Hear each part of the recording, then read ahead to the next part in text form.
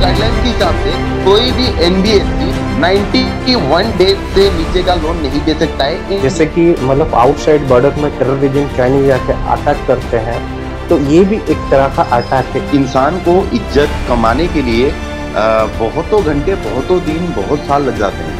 But ये जो loan app है, ये आपका इज्जत विद इन माइक्रो सेकेंड आपका इज्जत को आपको नीलाम कर देते हैं। 1000 लोगों ने मतलब लोन लिया, इनके हारास से 10 लोग सुसाइड कर लिया। वो जो सुसाइड करते हैं उनके पास डेटा जाता है, वही लोगों को उन्होंने क्लोन करके यहाँ पे भी टेररिज्म में यूटिलाइजेशन होता है।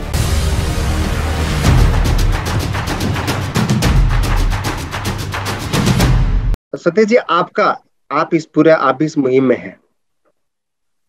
ये जो घटनाएं घट रही हैं, आपको लगता है कि इसमें पुलिस प्रशासन फेल हो रही कहीं न कहीं? सर, मैं सतीश कुमार, डिस्ट्रिक्ट महेंद्रगढ़, हरियाणा से हूं। पहले तो मैं द पब्लिक न्यूज 24 का जो हमारे साथ यहाँ इस मुकाम को साथ खड़े हुए हैं। और जहां तक आपके प्रश्न का सवाल है सुनील जी, मैं आपको बताना चाहूंगा कि रैंडमली मैंने इन प्ले स्टोर्स पर जब ये एप्स का और ये सब सुना, तो मैंने एक शुभा लोन करके एक एप्लीकेशन है, मैंने खुद ने उसको ट्राई किया। जब उसको ट्राई किया तो बिफोर डे, जैसे सारी जो अबाउट सेक्शन में जाने के बाद में 90 to 65 डेज और अदर कंसर्न वो सब ठीक है, लेकिन 7 डेज का टर्म ओवर और उसके बाद में आप 5th डे आप उसको हरास कर रहे हो, वो बड़ा डिफिकल्ट होता है किसी के लिए। मुझे खुद को, सुनील जी, मैं आपके माध्यम से बताना चाहूंगा जनता को कि मुझे खुद को ये कहा कि ये क्या तेरे बाप की कंपनी है जो तू लोन लेके बैठ गया। मैंने उनको क्वेश्चन किया, एजेंट को, रिकवरी एजेंट को, मैडम मेरे पास आज भी मैसेज आया है, ड्यू डेट कल का है। वो बोली नहीं, तुझे आज ही करना पड़ेगा, एनबीएफसी पे पोर्टल पे हमें उसको अपलोड करना है। मैं कौन सा एनबीएफसी है, शो मी, दिखाइए आप मुझे। उसके बाद बस वो गाली गलौज करके चली गई। जहां तक इस मामले में सवाल है, मैंने खुद ने 17/11 को अटेली, मेरे जो नियरेस्ट पुलिस स्टेशन पड़ता है अटेली मंडी, मैंने खुद ने जाके कंप्लेंट किया है। आज तक सुनील जी उस कंप्लेंट पर कोई फर्क नहीं पड़ा, कोई असर नहीं पड़ा। दूसरा आपको मैं एक बताना चाहूंगा, 20/12/2020 को मैंने सचेत पोर्टल और साइबर सेल पे कंप्लेंट किया था। वो कंप्लेंट आज तक कहां पड़ी है, क्या है, कहां नहीं, मुझे नहीं पता। प्रशासन को बिल्कुल पता होगा, लेकिन प्रशासन से मेरा एक ही सवाल है कि आप इस चीजों पर एक्शन क्यों नहीं ले रहे? क्यों मेरा युवा है वो मर रहा है? क्यों मेरा ये युवा है ये इस जाल में बुनता जा रहा है और अंत में ये आता है कि वो युवा एक दिन सुसाइड अटेम्प्ट करने की कोशिश करता है। उस माँ का क्या होता है जो अपने बच्चे की उस बॉडी को लटकते हुए देखती है, उस बच्चे को तैरते हुए देखती है किसी पानी के अंदर।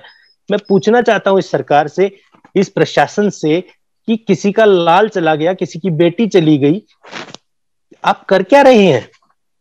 आप इसका जवाब दे हैं, इसका जवाब दे प्रशासन है। अभी 4 दिन पहले, 5 दिन पहले राजस्थान की घटना है। दोनों हस्बैंड वाइफ का लोन था। दोनों हस्बैंड वाइफ को लोन एप्स ने इतना प्रताड़ित किया है कि उनको वो सोसाइटी छोड़कर दूसरी जगह शिफ्ट होना पड़ा है। हमारी माँ बेटियों बहनों के साथ इतनी अभद्रता की जाती है, जो अगर मैं इस चैनल पे बताना चाहूं तो वो मेरे लिए शर्मसार होगी। बिल्कुल, आप जो बात कर रहे हैं सतीश जी, एक सच्चाई जो घटना है, और इस पे एक बहुत बड़े एक जन आंदोलन की आवश्यकता है कि आखिर ये चाइनीज लोग अपने भारत में आके और अपने अलग अलग सेंटर पे बैठते हैं। अभी लास्ट ईयर में भी गुड़गांव में सी घटना घटी थी, लोग परेशान होके उनके पास गए थे, और जब कुछ लोग परेशान होके उनके ऑफिस में गए तो इनके ऊपर ही उल्टा केस लगा दिया गया।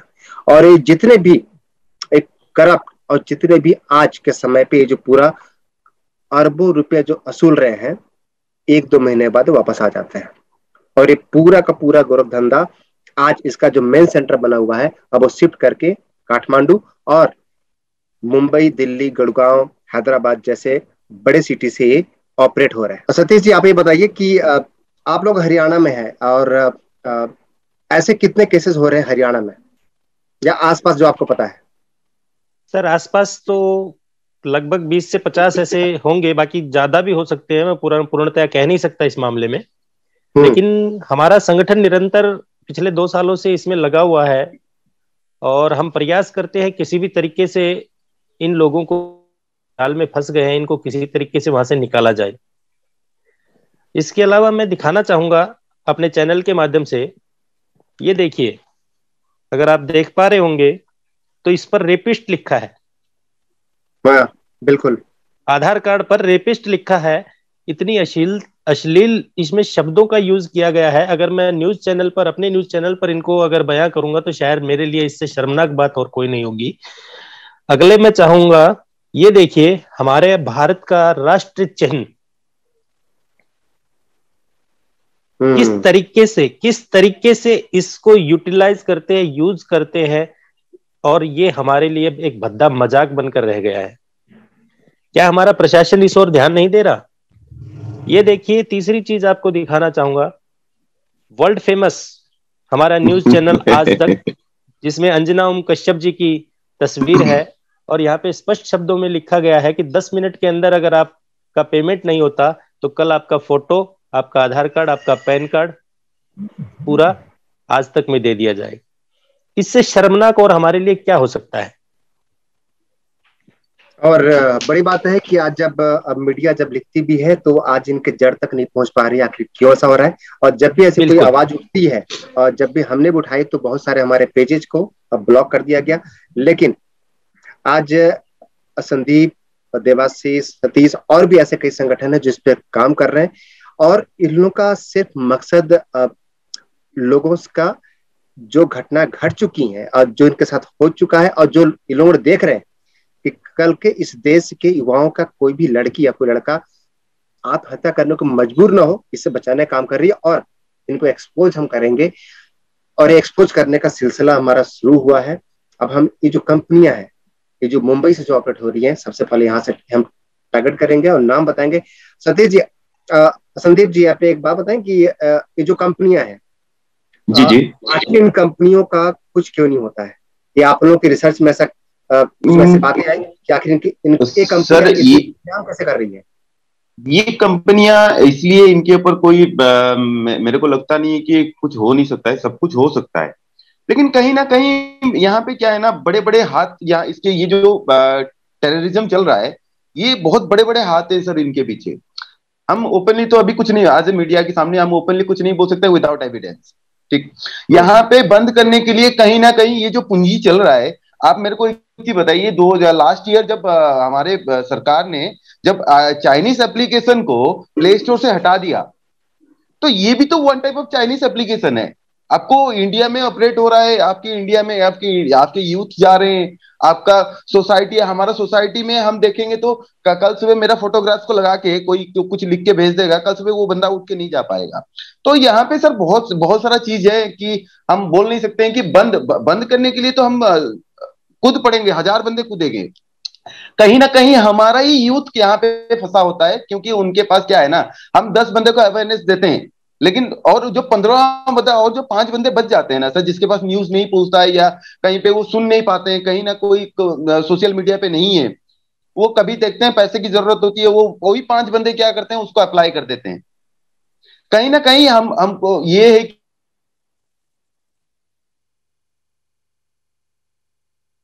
इतने एफआईआर हो चुके हैं, इतने सुसाइड हो चुके हैं, सबको सब कुछ दिखता है, लेकिन कोई इसके ऊपर एक्शन नहीं लेना चाहता है, क्योंकि कहे उनको प्रॉफिट है ना सर।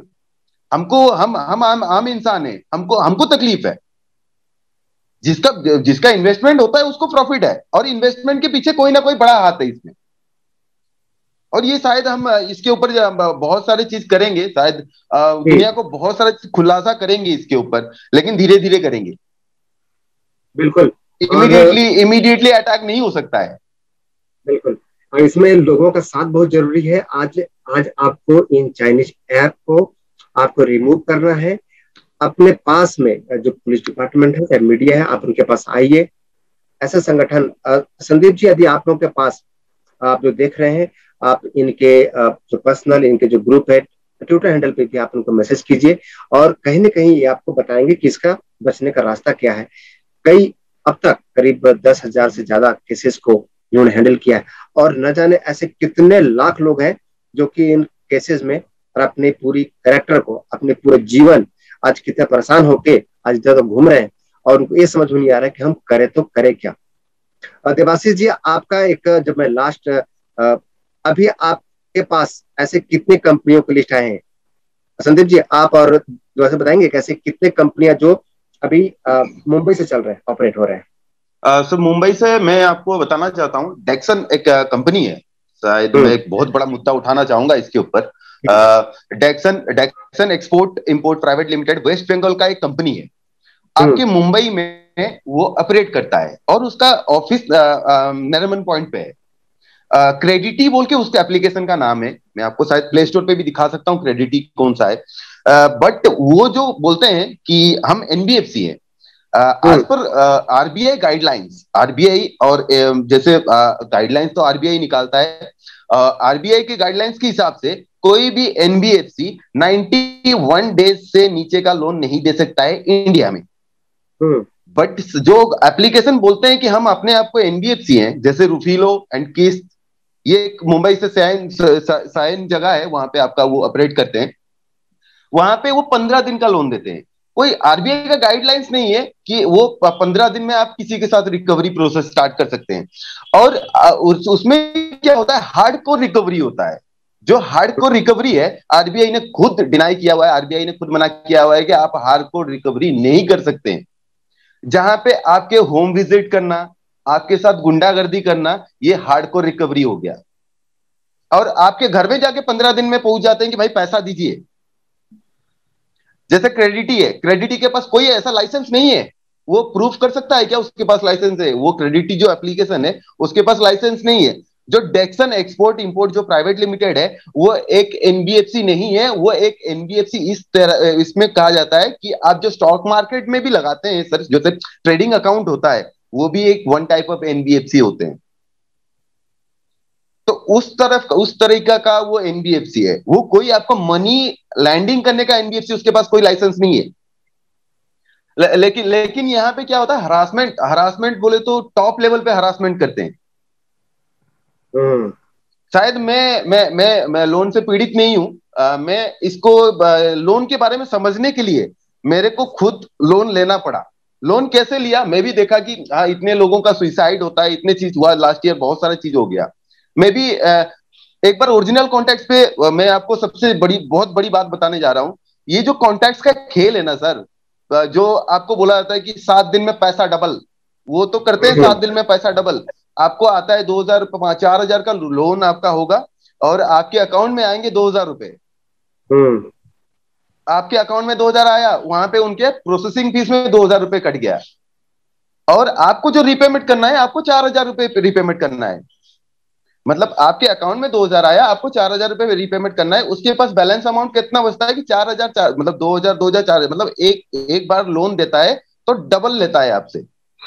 बिल्कुल। और प्रोसेसिंग फीस जीएसटी, बात करेंगे, मुद्दा है जीएसटी का। जो 18% जीएसटी लेते हैं, गवर्नमेंट को क्या दिखता नहीं है कि जो जीएसटी का जो पैसा जा रहा है, जो काट रहे हैं। हम जब अपील करते हैं कि भाई हमारा जीएसटी सर्टिफिकेट ये है, हमारा कंपनी ये है, लेकिन वो गवर्नमेंट में वो टैक्स तो डिपॉजिट होता होगा, जीएसटी उसमें तो कंपनी का नाम आता होगा। तो वहां पे क्यों नहीं दिख रहा है कंपनी को? ये कंपनी क्या है, डेक्सन। और एक बात बता रहा हूं, जैसे जलन केमिकल इंडस्ट्री, एक एम पॉकेट बोल के एक एप्लीकेशन है, उसमें कोई एनबीएफसी नहीं है, कोई आपका आप यहाँ पे बहुत मुद्दा आता है कि आपका ट्रांस यूनियन, जिसको हम बोलते हैं सिविल, वो क्या करते हैं, जब 15 दिन में आपकी सिविल में हिट करता है, तो सिविल आपका क्या करता है आज की डेट में? आप, वो भी एक ऑर्गेनाइजेशन है, बहुत बड़ा ऑर्गेनाइजेशन है ट्रांस यूनियन। जब ट्रांस यूनियन वेरीफाई नहीं करता है, 15 दिन का सिविल आपके सिविल में हिट कर देता है, कोई बंदा 4,000 रुपए के लिए 15 दिन का उसके सिविल में हिट होता है वो चीज। तो यहाँ पे सर हम इंसान, एक व्यक्ति, किसी व्यक्ति को हम ब्लेम नहीं कर सकते हैं। यहाँ पे कहीं ना कहीं हमारा जितने भी ऑर्गेनाइजेशन चल रहा है फाइनेंस का, जैसा ट्रांस यूनियन हो गया, ट्रांस यूनियन सबसे बहुत बड़ी चीज है कि सर आपको जो लोन, होम लोन हो गया या बिजनेस लोन हो गया, आप वहां पे लेने जाते हैं तो आपके एक छोटा सा अमाउंट जो रहता है, तो उस छोटे से अमाउंट के लिए आपका सिविल खराब हो जाता है। बट सिविल को भी यहाँ पे देखना चाहिए कि हाँ भाई 4,000 का लोन है, 15 दिन का, यहाँ पे तो कोई इंडिया में ऐसा कॉन्सेप्ट है ही नहीं, तभी भी वो सिविल में हिट होता है। आप डिस्प्यूट लगाते हैं, 10 बार डिस्प्यूट मारने के बाद जाके वो सिविल से हटता है। तो यहाँ पे कहीं ना कहीं मुद्दा बहुत बड़ा चीज है। जैसे आप मुंबई का बात बोल रहे थे, आपका किस्त हो गया, रुफिलो हो गया, क्रेडिटी हो गया, क्रेडिट ऑन हो गया, आपका हैंडी लोन बोल के एक छोटा सा एप्लीकेशन है वो हो गया। बहुत सारे मतलब कंपनियां हैं जहां मुंबई से ऑपरेट हो रहे हैं, और उनका एड्रेस भी हमारे पास है। ये पूरा खुलेआम लूट रहे हैं, और आरबीआई की हेड ऑफिस यहाँ पर है, और उसके बाद भी इनको पता नहीं चल रहा है कि ये सब चीजें हो क्या रही है। जी जी सर, जी जी। ये जो पूरा प्रोसेस है, इस पूरे प्रोसेस में ये जो इनका जीएसटी का कोई बिल आता है क्या? जैसे आपसे मान लिया आपने कोई अमाउंट पे किया, कोई जीएसटी का बिल आपको भेजते हैं क्या हो कि आपका जीएसटी में? नहीं, जीएसटी का कोई बिल नहीं होता है सर। जीएसटी के नाम से आपसे पैसा लूटा जाता है, और आज के डेट में गवर्नमेंट के पास वो जीएसटी डिपॉजिट भी होता है।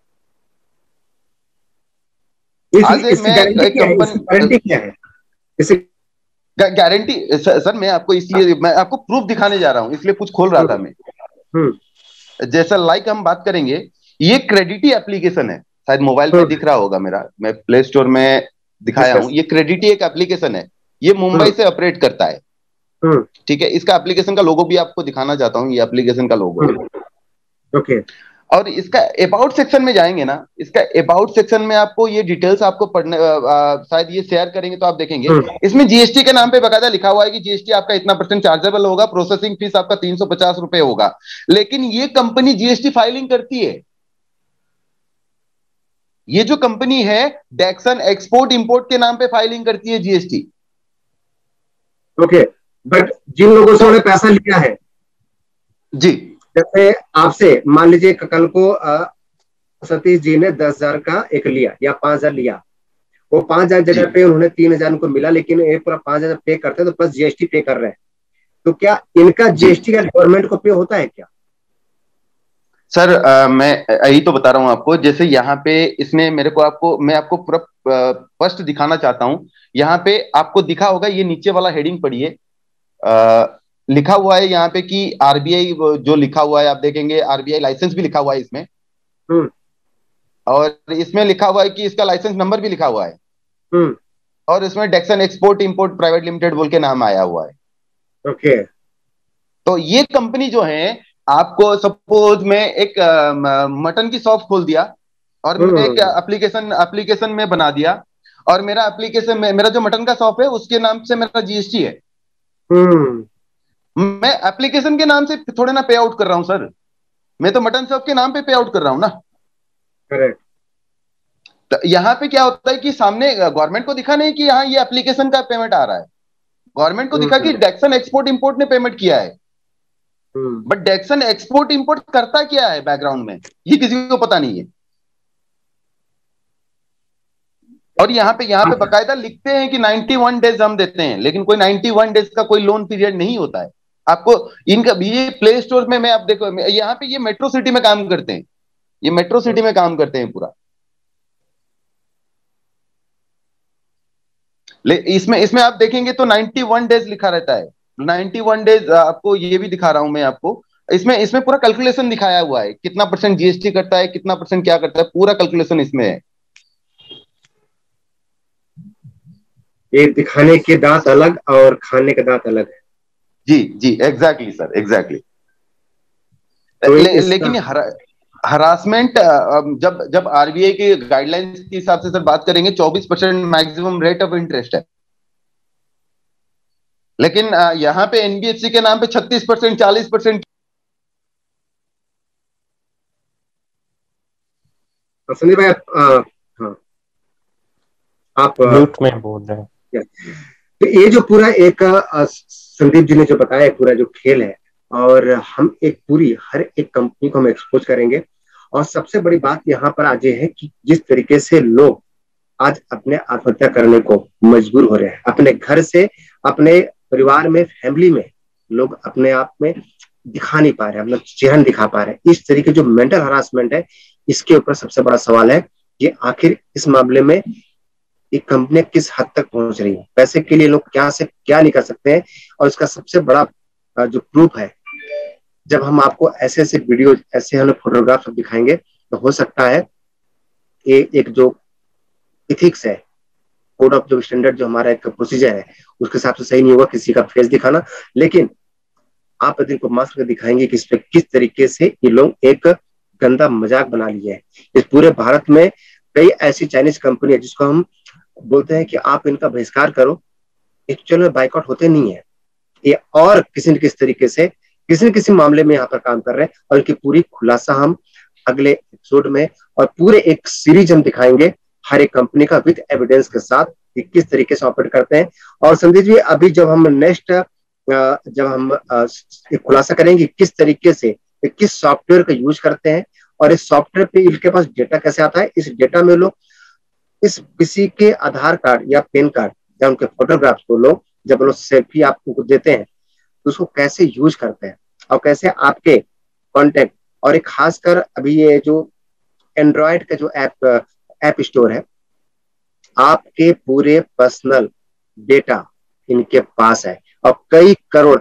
संदीप जी, एक लास्ट सवाल है, अभी तक कितने करोड़ का डेटा इनके पास हो सकता है इन कंपनियों के पास? सर, डेटा के हिसाब से बोलेंगे पर डे ये कम से कम 50 से 60 हजार रिकवरी करते हैं। 60,000 पर्सन, ईच पर्सन में काउंट करूंगा तो 50 से 60 हजार लोग पर डे रिपेमेंट करते हैं।